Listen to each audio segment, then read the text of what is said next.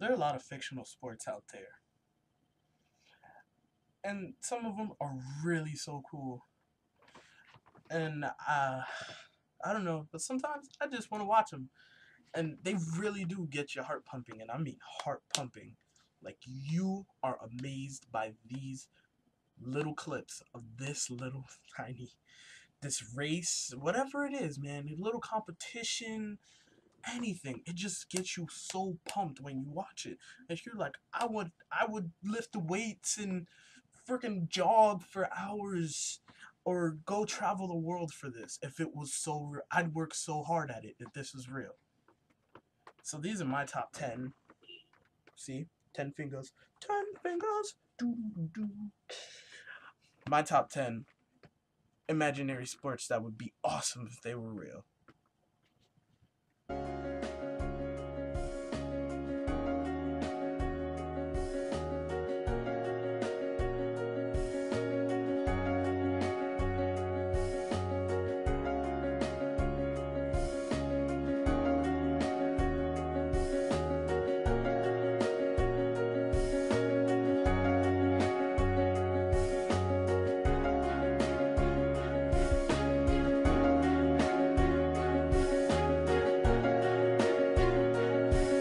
Number 10 would be Air Gear. Why'd I pick Air Gear as number 10? Because I honestly really did watch Air Gear. But god damn, did you see those rollerblades, man? Those rollerblades are just so amazing. Like, I can't describe how cool they are. I mean, think about it. Would you honestly work out just to do that? Just to ride on fucking buildings, man. Buildings. Think about it. I mean, I'd love to ride those skates. They're so freaking cool. Look at them. They just turn and you're gone. You're gone. My only question is about that anime is like, how do they turn them off? Or are they always on? Or is there like a stepping system in them? Because that'd be cool. But yeah. Number 9. Let's show them 10 fingers. Number 9 would be NetNavi battles from Mega Man NT. Alright, come on now. We all wanted to get NetNavi. I mean, come on. It saves so much money if we all had NetNavi. For real, think about it.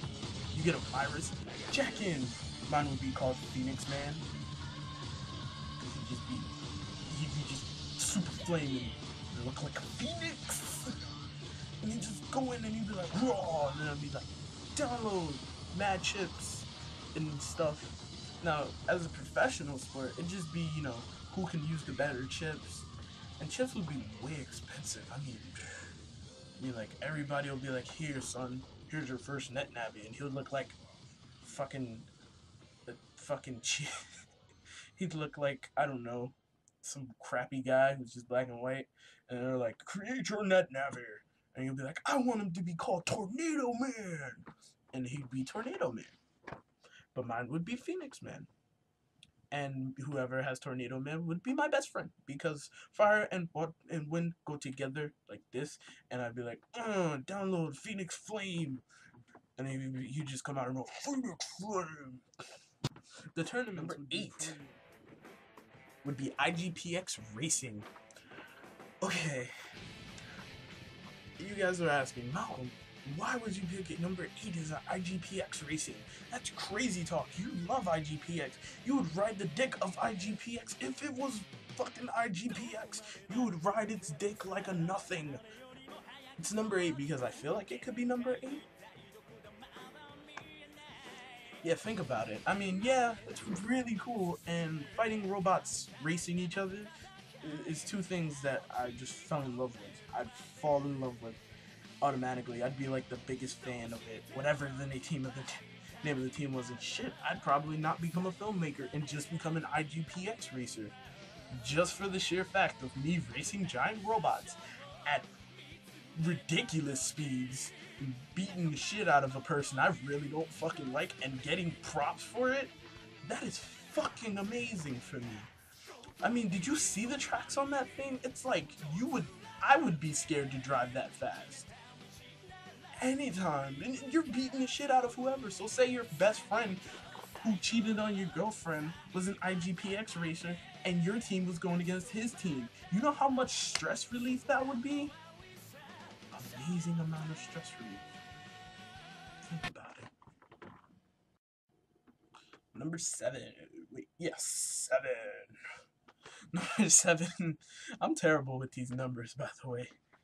Number 7 would be literally Gundam, well, G Gundam, Gundam fighting. Okay, if anybody doesn't know, I'm also a big fan of G Gundam. Just G Gundam. Not Gundam 00, like my friend Lewis says, is who destroy. No, Gundam G. Gundam G Gundams gives everybody a chance. Number 1, you're fighting as the Gundam. You are in the suit. You are not moving controls at all. It is just... You are punching the stuff out of stuff. You are fighting your friend, and you are breaking backs like Bane, son.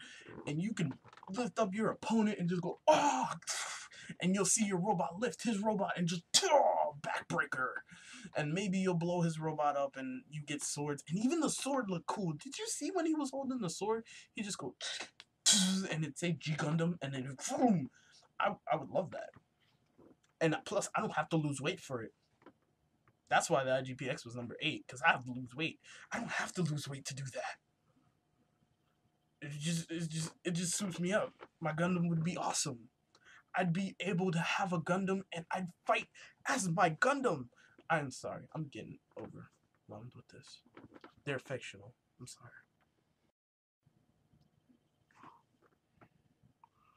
Number 6. I thought it would be cool. Number 6, Medabot fighting. We all wanted a Medabot. Medabot! We all wanted a Medabot. I wanted a Medabot. Little girls wanted Medabots. Go get your friends. All adults had Medabots. It's time to battle! Moral battle! Till you drop! More Medabots! Don't lose control! It's time to make it! More power! Metaforce! Metaforce! Metafighters! Medabots! 22nd century! I can't lie. I hope I have It's time to battle! Get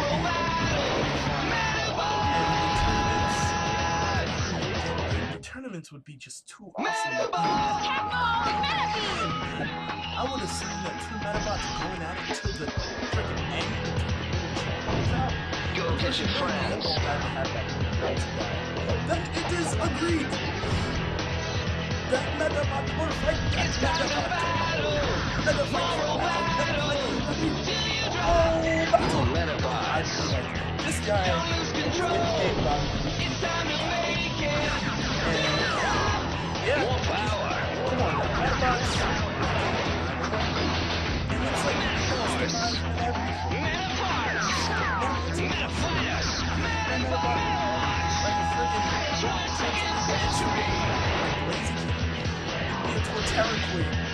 It looked like a freaking awesome Pokemon. It's time to battle. That's Get basic.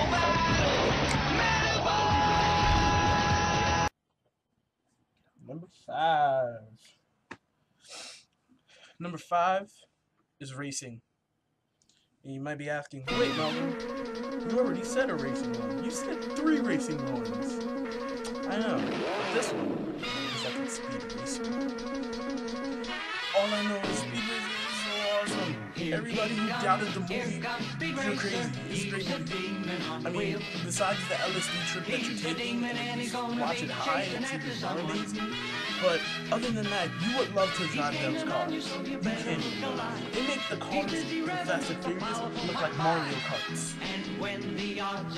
That's how awesome those cars are. Not only did they jump in the traps were unbelievably beautiful. And there's no possible way you can die because even in Mega, they blew up and shit. But in that, you just get into a little foam bubble what shoots you out. That's my kind of driving. That was real. It made NASCAR way better. That means you actually had to have skill to drive. You didn't have to just turn. And everybody gets a satisfaction. Not only is it a hard track, and you're going super, it's hard, it's long tracks, which turns, which means you gotta have some real good driving skills. You got super fast cars, and beautiful looking fast cars. You got crashes that can happen at any moment, and you got some cool ass fucking moves that you would love to ride. That's 4 things that already make this shit awesome. He's gaining on you, so you better look alive. He's busy revving up a powerful Mach 5. And when the odds are against... Just saying, people don't know. You guys all knew it was coming, but you didn't think it was going to be this late in the show. You know, this late. But number 4, definitely Yu-Gi-Oh! Well, I would assume they would change it to Duel Monsters, but think about it. It's not hard to do. You can suck at it and be good at it. You can be suck and do it. I mean, the other ones you actually do need some kind of strategy, but you need strategy in Yu-Gi-Oh! Too. Cards would be expensive as shit. Duel Disc would be amazing to walk around with. And it seems like everything could be settled in a duel. Oh, there's the last slice of pizza at this pizzeria. Fuck it, duel me for it. Oh, you know what? Yo, this girl likes me more than you. You want to duel for her? Alright, bet. It'd take away so much crime, and then on top of that, remember Duel Academy, D-Wheels, standing on your feet duels. It just seems like the tournaments would get so intense. People would learn this, people go to school for it.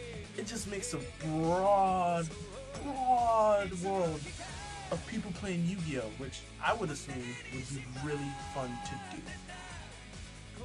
But that's me. And probably people get rich and go pro, like in the show. We probably have so much more. Everything, man. Just everything would be way better if Yu-Gi-Oh! Was like in the show. Except for the whole we gotta save the world part shit, and it'd just be that. And plus the fact it'd be way cooler because everybody would have their own deck types. What kind would I run? I'd probably run agents with all the planets. Because that's what I dream of. I'd have all the planet cards, and it'd be just like in Yu-Gi-Oh! Where you get certain cards that activate only for that. One guy every year puts out a pack, and like here, and you build the deck. It'd be so amazing. Think about it. 3 would be Quidditch. Yeah. You don't even have to explain why Quidditch is just an intense sport. Yeah, you gotta work out for it. And yeah, maybe some people aren't quite up to it. But it's mindless. I don't care. You haven't played Harry Potter World Cup Quidditch? There's an amazing game about Quidditch. Let me tell you something. It can make it if you play it with your friends, you get so mad. And honestly, if that was a real game, it honestly makes so much money. I mean, think about it. First of all, it's like a team sport. It's a team sport. So you can play this with your friends. Maybe if it was real, and there were, it was just, Quidditch was just a sport, not we had to be fucking wizards. Because I know I'd be a terrible wizard. You know I'd be a terrible wizard. But I'd be one hell of a Quidditch player. And I'd probably be a Quidditch aficionado. All you have to do is literally, you get so many styles of play. Ride the broomstick like a freaking surfboard. You can swing into the fucking thing like a bat. You can make moves like crazy. And plus, there's so many things that can happen to you that it would break people's backs and it looks so tragic. Like, you ever seen a bludger, man? It's like, there's 2 people with bats and they just fly around and fuck with you. And when the shit comes to that one person, he's like, oh fuck, he's got fucking qualities. BAM! Shoot! BAM! And the most intense part of the whole thing would probably be the 2 seekers getting the snitch. That'd be the most intense, because once you catch that, game over. You won. Once that snitch shows up, man, yes, he catches it. You done, man. honestly, I wouldn't try to be a seeker. I'd be more or less one of the players. You know, I forgot what those guys are called. I know they're called. I know there's the seeker and there's beaters and then there's the other guys. I forgot what the other guys are called. But I'd be one of those other guys who are scoring mad fucking points and tackling the shit out of niggas on broomsticks. I'd get a 6-pack for that sport. True fact. Number 2. This one was really close because I had to think about it really, really good. But number 2 would have to be Beyblading. Well, think about it. Beyblading is awesome. No other way to explain it. Just in the show, it makes it look so well. And I'm not talking about like the Metal Masters one. I'm talking about G Revolution, from Beyblade to G Revolution, that kind of blading. That the stadiums looked amazing, where you were like, I want to play in that. And if you can control your Beyblade like that, and if you had a Bit Beast, and you trained hard, and you were like, I can do this, and you battled everybody who came your way and got stronger, and a lot of explosions, it'd be one of those sports that goes so international that it just be one of those worldwide things that'll be on ESPN. You'll be hearing Stephen A. Smith defend a Beyblader just like he would defend a basketball player, just for the amount of training. Plus, did you see the different types of launchers for this thing?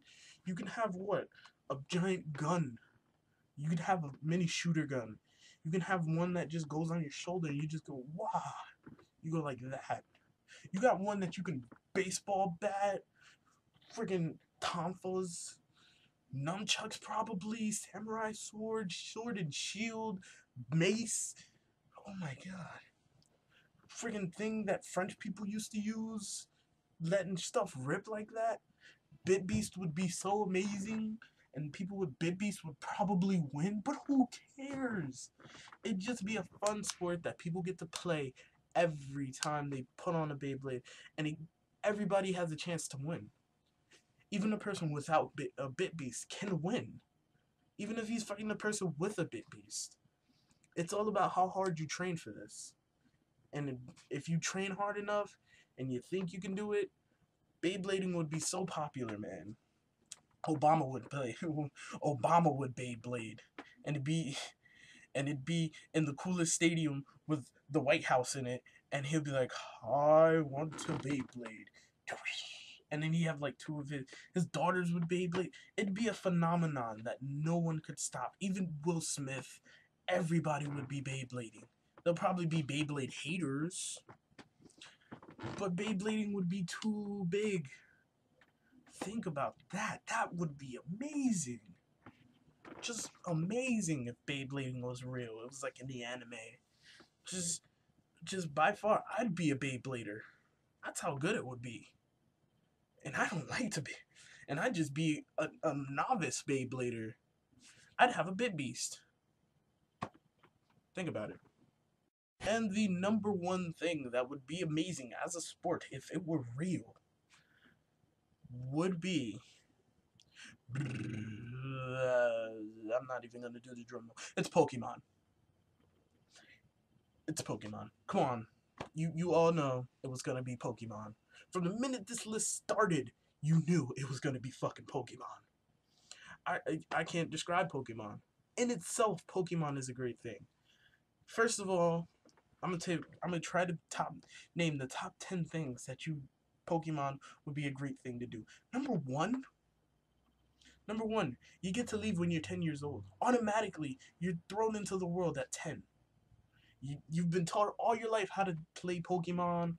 I mean, how to train Pokemon. You've seen them around your block. You've seen them in the cities, like in Patterson. We would see like I would assume we would get like mad Bidoof and Ratatats and Pidgeys and Seagulls and Bedoves and stuff and Pidoves. Like, we really wouldn't see anything. And we would go to the, closest professor and we'd be, hey, let's go do some friggin' Pokemon training. And then he'd be like, here, take a starter type. And he'd probably have all the starters with him. And, you start your journey. Number 2, you get to meet new Pokemon. Everywhere you go, you'd probably find a Pokemon. You go up to like Garrett Mountain, you'd find a Pokemon.